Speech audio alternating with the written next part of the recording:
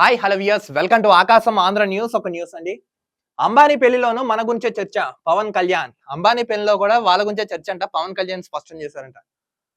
AP deputy CM Pawan Kalyan Varahi దీక్ష విరమించారు.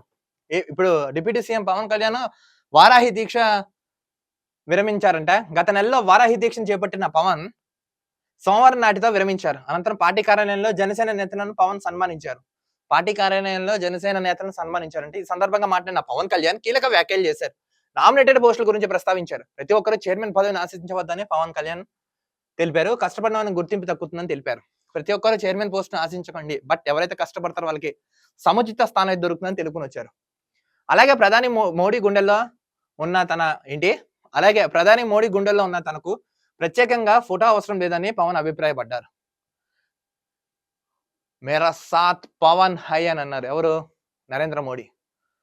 ఇంకా మన గురించి ఎందుకు ప్రస్తావించిన అవసరం లేదని కూడా చెప్పుకొస్తున్నారు. ఆయన గుండెల్లో పవన్ కళ్యాణ్ ఉన్నారని నరేంద్ర మోడీ గారే తెలిపారని పవన్ కళ్యాణ్ గారు చెప్పారు. మోడీ గుండెల్లో ఉన్న ఫోటో ఎందుకంట? ప్రధానమంత్రి నరేంద్ర మోడీతో తనకున్న అనుబంధం గురించి AP deputy CM Pawan Kalyan కీలక వ్యాఖ్యలు చేశారు. మంగళగిరిలోని జనసేన పార్టీ కేంద్ర కార్యాలయంలో జరిగిన జనసేన ప్రతినిధుల సత్కారం కార్యక్రమంలో పవన్ కళ్యాణ్ పాల్గొన్నారు.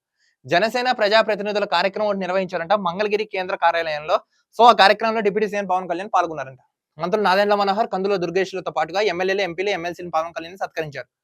ఆ తర్వాత జనసేన నేతలు పవన్ కళ్యాణ్ సాల్వా కప్పి సన్మానించారు. అనంతరం మాట్లాడిన పవన్ కళ్యాణ్ కీలక వ్యాఖ్యలు చేశారు.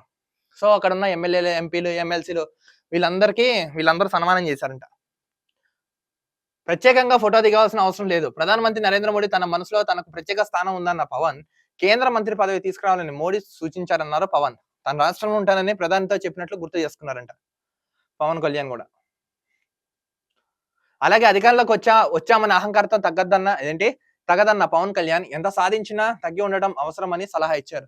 మనకు అధికారం వచ్చేసింది, అన్ని సీట్లు వచ్చేసాయి, సో మనం ఏమైనా చేయొచ్చు, ఇలాంటి అహంకారం పూరితమైన ప్రసంగాలు, వ్యాఖ్యలు, నెక్స్ట్ ప్రవర్తన ఉండకూడదని తెలిపారంట పవన్ కళ్యాణ్. వైసీపీ కేవలం ప్రత్యర్థి పార్టీ అని చెప్పిన పవన్ శత్రులు కాదన్నారు. గతంలో వైసీపీ చేసిన తప్పులను మనం చేయకూడదని జనసేన నేతలకు సూచించారు. ఆ వైసీపీ వాళ్ళు గతంలో ఏదైతే చేశారో అలాంటి మిస్టేక్స్ మనం చేయకూడదని దిశానిర్దేశం చేశారంట కేడర్ కి.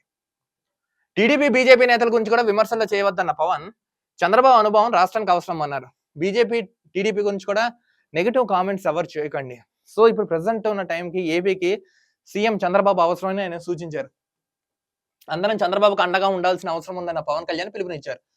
ఇక ఇప్పటి వరకు ప్రధానమంత్రి నరేంద్ర మోడీని తాను ఏం అడగలేదన్న పవన్ రాష్ట్రం కోసం స్టీల్ ప్లాంట్ ప్రైవేటీకరణ వద్దని, రైల్వే జోన్ కావాలని అడుగుతానని తెలిపారు. So steel plant, railway zone కావాలని అడుగుతానని తెలిపారు. మొత్తానికి ఏంటంటే నిజం చెప్తున్నానండి, కేంద్రంలో బీజేపీ గవర్నమెంట్ నిలబడిందంటే పవన్ కళ్యాణ్ గారే. గుర్తుపెట్టుకోండి, పవన్ కళ్యాణ్ మోహన్ చూసి అటు నితీష్ కుమార్ అయినా మిగతా పార్టీ నేతలైనా వచ్చి మోడీకి సపోర్ట్ చేశారు.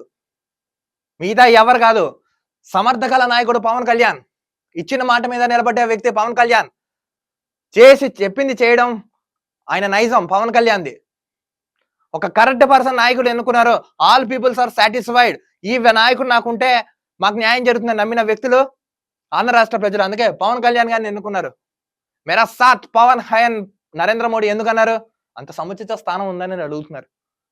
అటు కేంద్రంలో, రాష్ట్రంలో అధికారం ఈ రోజు ఇంత అధికారంతో చలాయించి మనతో అందరూ అనుభవిస్తారంటే అది కేవలం పవన్ కళ్యాణ్ గారితోనే సాధ్యమైంది. పవన్ కళ్యాణ్ కాదు, ఇతను తుఫాన్ అని నరేంద్ర మోడీ గారే తెలుపుకొచ్చారు. ఇప్పుడు చూడండి, ఇప్పుడు వరకు ఏం అడగలేదంట. అడుగుతా railway zone, Visakha steel plant ప్రైవేటీకరణ ఆపమని అడుగుతారంట.